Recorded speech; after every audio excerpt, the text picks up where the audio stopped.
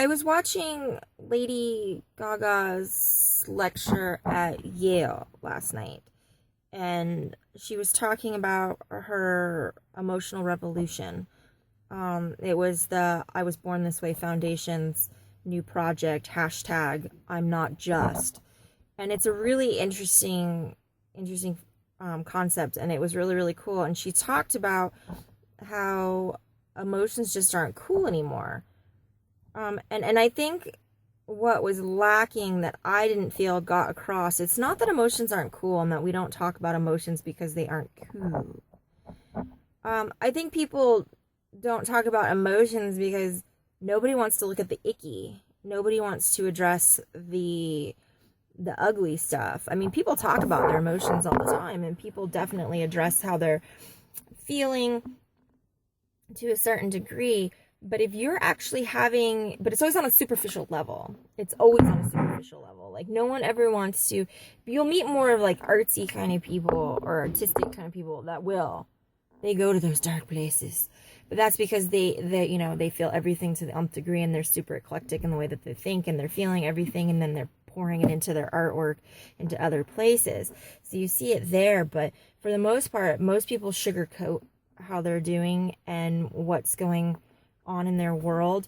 And what I have found over the years is because the moment that you start talking about real feelings and articulating different adjectives and words and associating them with how you're feeling, a lot of times icky emotions come up, like we're depressed, or we're feeling bummed, or we're feeling angry or frustrated about whatever's going on. People don't want to hear about it, and they tend to kind of shut it out, or they all of a sudden have to go, or they shut you down a lot.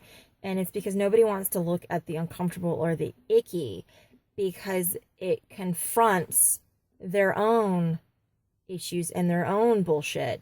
And that's what I found. And so she was talking about how we need to start that dialogue with, when we're talking to people, to really ask them how we're doing and really become active listeners, and really paying attention and asking questions, and really trying to be empathic with them and understanding where they came from. And the only thing I didn't, she made it sound like it's just that easy, and that, we just need to open that dialogue and just ask people how they're doing, and they're automatically going to just share all this information with us. And unfortunately, that doesn't always work. Sometimes, because we live in a society and a culture where people don't want to look at icky emotions unless it has to do with group thinking, and we're bashing a group that we've all decided is wrong. But other than that, people don't really want to look at the negative aspect about it, because it's not self-righteous, and it doesn't put us in a positive light. It puts us under that dark cloud that lingers over us.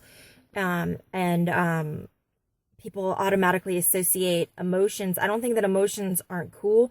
People associate talking about icky emotions with being dramatic or being drama. And you see it all the time on dating sites, on social media, and you hear it all the time. People will say it. If you're drama, I don't want to have anything to do with you, because I have a very low drama life. Meaning, I don't want to hear that you have problems, or that you have bad days, or that you have real issues that normal everybody has on a day-to-day basis. I don't want to hear about that, because that's drama, and that's just like, not, it's not that it's not cool, it's a downer. It's a Debbie Downer, and you're screwing up my chi, and I have to go meditate for 12 hours to clear my energy field because you've tainted it. And so, I think that was the important part. That I just felt that was lacking from the lecture, because it's more than just trying to open that dialogue. Because first of all, people don't just open up automatically, even if they've known you for a long time. You have to create that space for people to really do that. And you have to be compassionate and empathetic, and really try to understand where people are coming from. And to do that, you have to really learn how to be an active listener, which most of us aren't by nature. Most people aren't, because they're so self-involved with what's going on in their world that we're not active listeners.